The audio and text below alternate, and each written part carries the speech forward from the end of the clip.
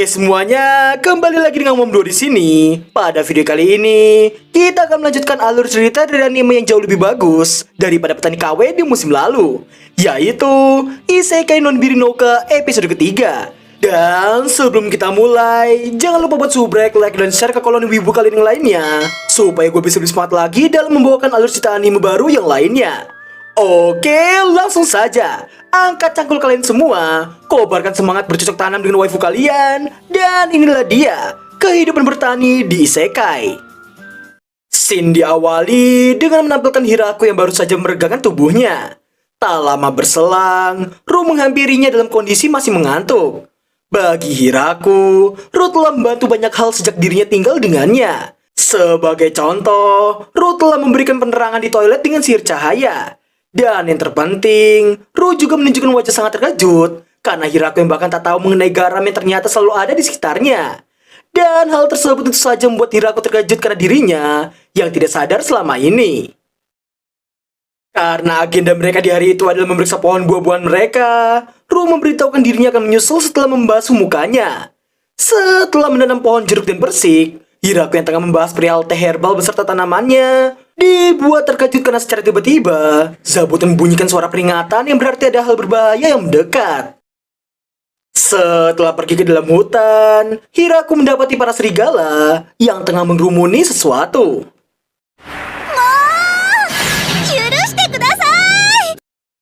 Melihat Ciwi bersayap yang sangat kawaii, membuat Hiraku mengingat kejadian di saat waifunya datang pertama kali.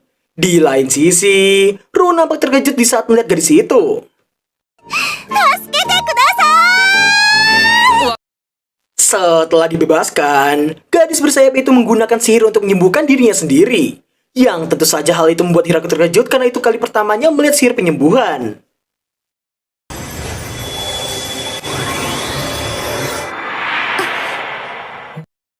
Hiraku yang memanggil Ru mendapati waifunya itu berniat ngacir dari sana. Dan sepertinya gadis bersayap itu memang sedang mencari keberadaan Ru. Dirinya meminta untuk Ru tidak memberontak dan ikut dengannya. Melihat waifu majikannya dibentak, para dogi pun mulai mengawasinya.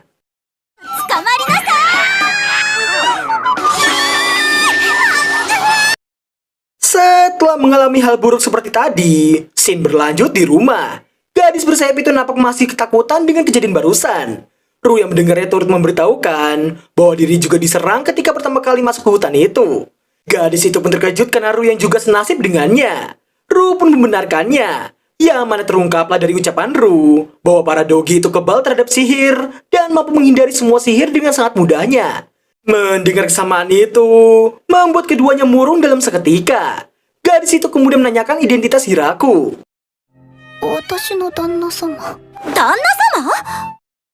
Mendengar ucapan husbu dari Ru membuat Hiraku terkejut mendengarnya. Hiraku yang melihat ke arah Ru mendapati waifunya itu yang masih sangat memerah. Dan pada akhirnya gadis itu memberitahukan namanya, yang mana gadis bersayap dengan sepasang boba jumbo ini bernama Tia, yang berasal dari ras malaikat. Hiraku yang tidak paham pun mengira ras malaikat adalah utusan dari dewa. Ru pun tidak membenarkannya, karena baginya ras malaikat hanya pejuang yang lebih besar di otot dibandingkan otak mereka. Tia yang mendengarnya juga menyalahkan jawaban Ru, karena ras malaikatnya yang juga dipuja oleh banyak orang. Hiraku kemudian menanyakan alasan Tia yang mengejar Ru sampai tempatnya. Yang ternyata Ru diketahui menjadi buronan setelah mengacaukan kota.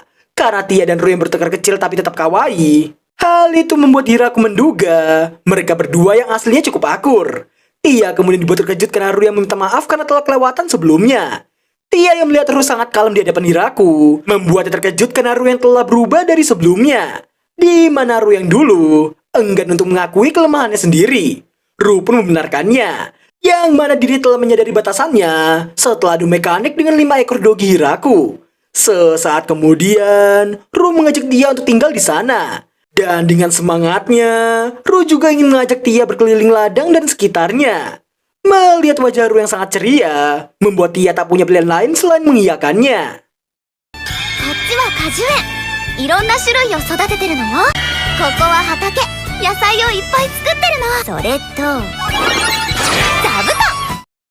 Setelah mengenalkan Zabuton, Tia pun pingsan dalam seketika.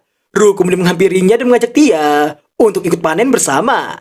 Lagi-lagi, karena melihat wajah Ru yang sangat bersemangat, Tia pun hanya bisa mengiyakan ajakan darinya. Di saat Hiraku meminta Tia untuk ikut panen, Tia yang awalnya enggan, namun dia tak bisa melawan Ru yang langsung menggandeng dirinya. Setelah Hiraku dan Tia memanen sebuah kubis, Hiraku menawarkan untuk mencicipi kubis itu.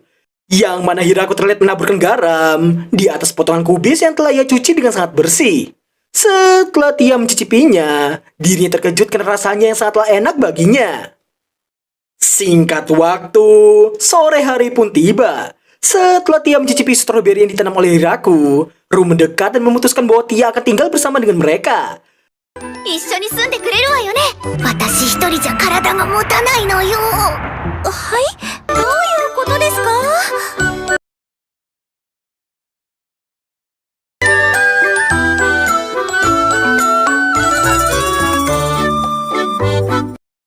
Singkat cerita, karena Tia yang ingin ladang stroberi diperluas, namun Hiraku memberitahukan mereka yang kekurangan orang.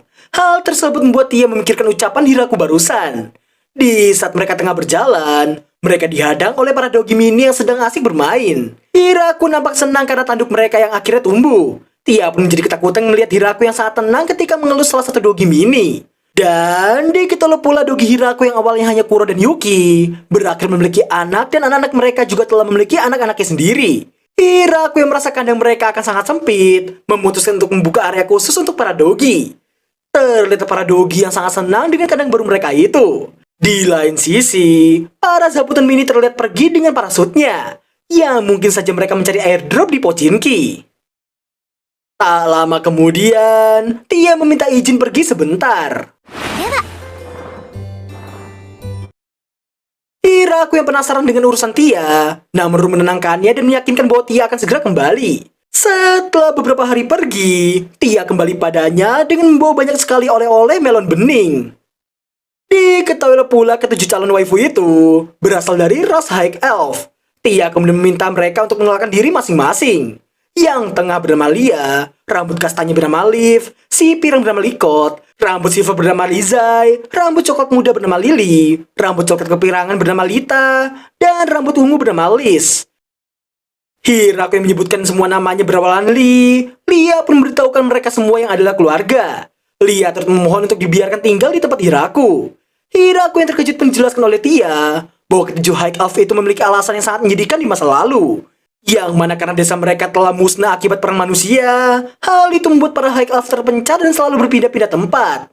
Singkat waktu, di saat Tia dan Ru meminta Hiraku untuk menerima mereka semua, Ru pun menanyakan umur mereka yang masih muda. Akan tetapi, yang namanya High Elf mah beda.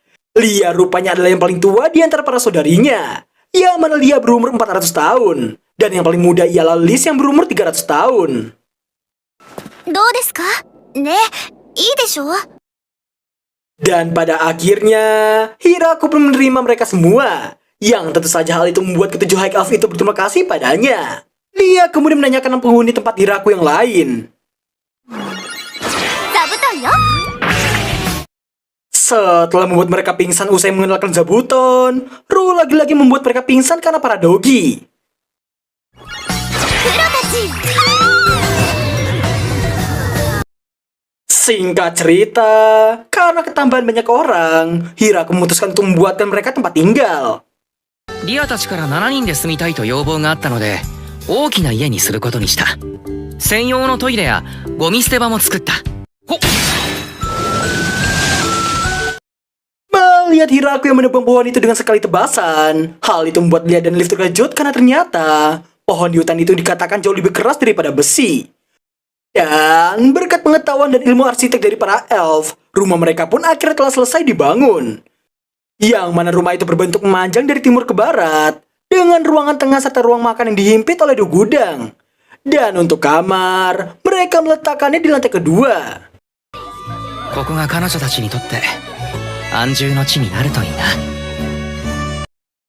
Singkat cerita, di saat Hiraku tengah bersama Lia, Lia dibuat tertawa karena pengetahuan Hiraku soal elf yang sangat aneh baginya. Yang mana bagi Hiraku, elf hanya akan bangun di pagi hari, tidur di malam hari, hanya memakan hasil dari alam, dan menyayangi alam serta membenci peralatan baja. Pengetahuan soal elf Hiraku kembali runtuh di saat para elf juga ingin mengolah mineral dan pandai besi. Yang mana Hiraku hanya tahu urusan blacksmith, biasanya hanya diurus oleh para dwarf. Setelah membuatkan perapian sesuai arahan dari Lia dan saudarinya, mereka memasukkan arang serta pasir besi untuk dipanaskan. Dan bagaikan blacksmith ahli, lelehan dari kedua bahan tadi Lia buat hingga menciptakan sebuah penggorengan. Hiraku pun terkejut karena mereka yang serba bisa. Lia pun menjawab karena mereka yang telah hidup berbeda-beda tempat selama 200 tahun lamanya. Lia kemudian memberitahukan ada hal yang tidak mereka bisa. 定住と繁殖くらいですかね。じゃあ一つはクリアだな。もう一つについてはあえて突っ込まないことにした。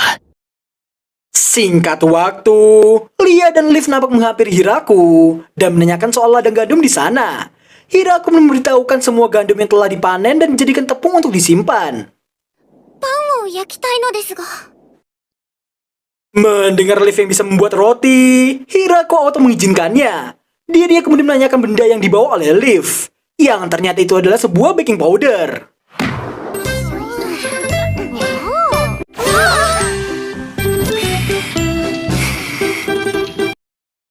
Dan pada akhirnya, roti-roti buatan elf pun telah selesai dibuat. Setelah Hiraku mencobanya, dirinya merasa itu adalah roti yang sangat enak. Ternyata pula para elf yang juga menikmati roti buatan mereka sendiri. Sesaat setelah Hiraku memikirkan untuk meluaskan ladang gandum, dirinya baru teringat akan sesuatu. Yang mana Hiraku bertanya pada Ru mengenai tuan tanah tempat mereka tinggali itu. Ru yang merasa hutan itu bukan milik siapapun. Namun jika memang ada, mungkin hutan itu adalah milik sang Raja Iblis. Hiraku yang sangat terkejut sekaligus ketakutan menanyakan perihal dirinya yang membuka ladang tanpa seizin sang Raja Iblis. Namun Ru langsung menenangkan husbunya yang sangat cemas itu. それなら大丈夫よ。ここを作ったのがあなたなら、ここはあなたの領地よ。そんなものかな。そんなものよ。 Singkat waktu, malam hari pun tiba. Terletak Ru, Tia, dan Lia yang tengah membicarakan Hiraku. Yang mana Tia masih sangat terkejut karena Hiraku yang mampu menjinakkan serigala inferno. Ditambah, dirinya juga menjinakkan laba-laba iblis. Mereka menduga Hiraku bukanlah orang sembarangan. Lia juga terkejut sekaligus menanyakan tanah di hutan kemodaran yang seharusnya tidak sesubur itu. Dia hanya bisa menebak bahwa Hiraku memiliki teknik perawatan yang sangat bagus. Meski begitu, Tia masih terkejut karena Hiraku yang tidak memahami beberapa hal. Lia mengungkapkan pengetahuan Hiraku soal elf yang sangat berbeda. Tia juga memberitahukan Hiraku yang tidak tahu soal ras malaikat. Di lain sisi, Hiraku nampak masih terbangun dan baru selesai membuat gelas dari ukuran kayu. Dirinya kemudian baru teringat soal saluran air yang belum ia lanjutkan. リアたちに手伝ってもらおうかな。